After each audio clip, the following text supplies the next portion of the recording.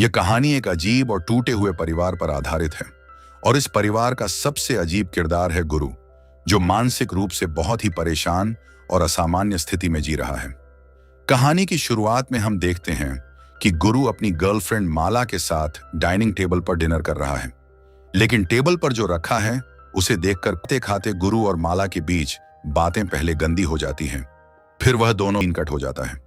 इसके बाद हम देखते हैं कि गुरु नींद से उठकर ब्रश कर रहा होता है। तब समझ में आता है कि अभी तक जो कुछ भी देखा वो एक डरावना सपना था।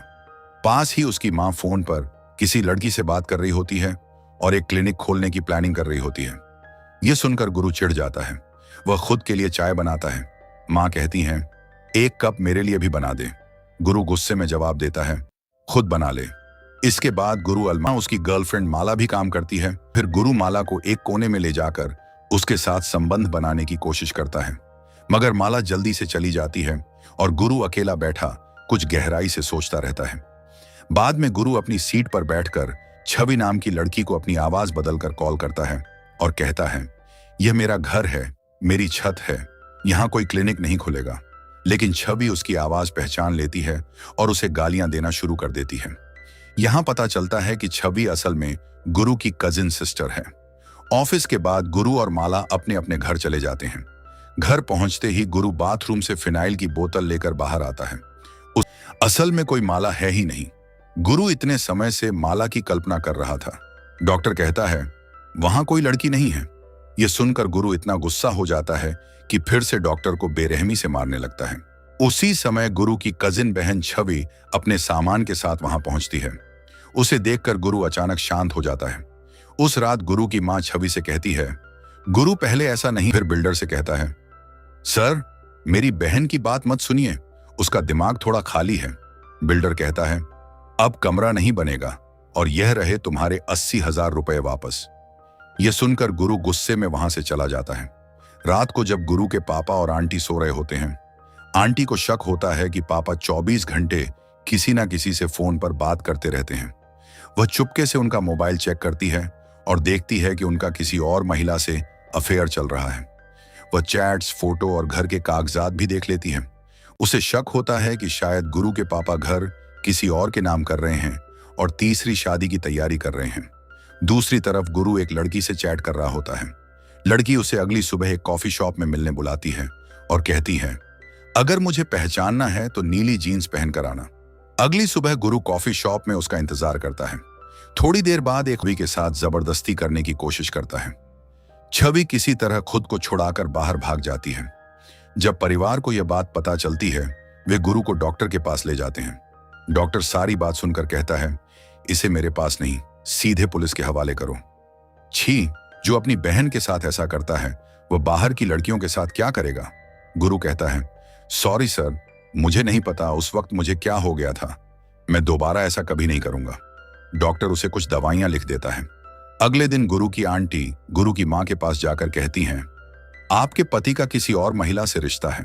मुझे डर है कि वह इस घर के कागज उस महिला के नाम कर देंगे और हमें घर से निकाल देंगे। गुरु की मां कहती हैं, अब समझी ना, जब वो तुझे इस घर में लाया था तो मेरी क्या हालत हुई थी। मैं अपना देख लूंगी, तू अपना देख। ये कहती है गुरु की मां। लेकिन गुरु की चाची बार बार समझाने की कोशिश करती है, अगर हमने अब मिलकर कोई कदम नहीं उठाया तो ये घर हमारे हाथ से चला जाएगा। अगले सीन में गुरु एक चाय की दुकान पर बैठा होता है। आस प्रीति पूछती है, सच सच बता, तुझे क्या चाहिए। गुरु कहता है, मुझे एक्सेल सीखनी है। प्रीति गुस्से में जवाब देती है, यह कोई कोचिंग सेंटर नहीं है। सीखना है तो घर जा, अपने माँ बाप से कह के कहीं कोचिंग में नाम लिखवा।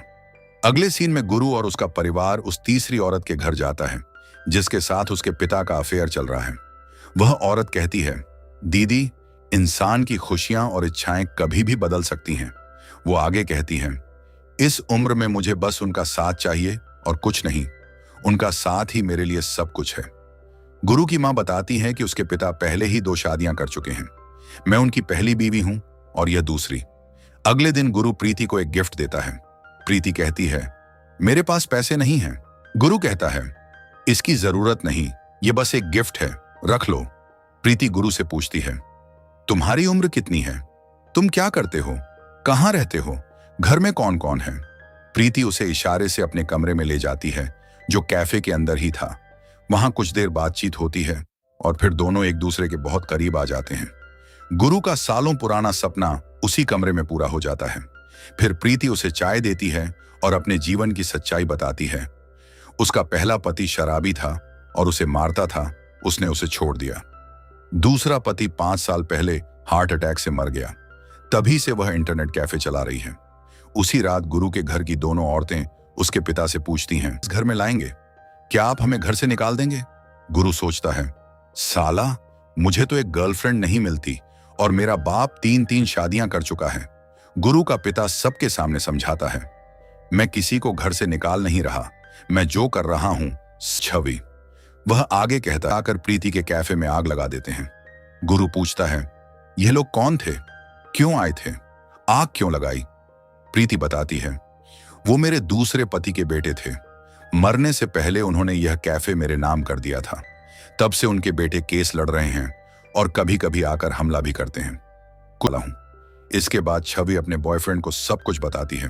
वह कहती है, क्लिनिक बन रही थी लेकिन गुरु ने सब गड़बड़ कर दी। अब तुम्हें कुछ करना होगा, प्लीज। छवि का बॉयफ्रेंड कहता है, चलो प्रीति का पूरा बैकग्राउंड पता लगाते हैं। इसके बाद छवि और उसका बॉयफ्रेंड प्रीति की सच्चाई ढूंढकर गुरु से मिलने आते हैं। छवि कुछ कागज दिखाकर कहती है, वो इंटरनेट कैफे प्रीति के नाम नहीं है, वो तुम्हें बेवकूफ बना रही है। सच्चाई जानने के बाद भी गुरु प्रीति को छोड़ना नहीं चाहता।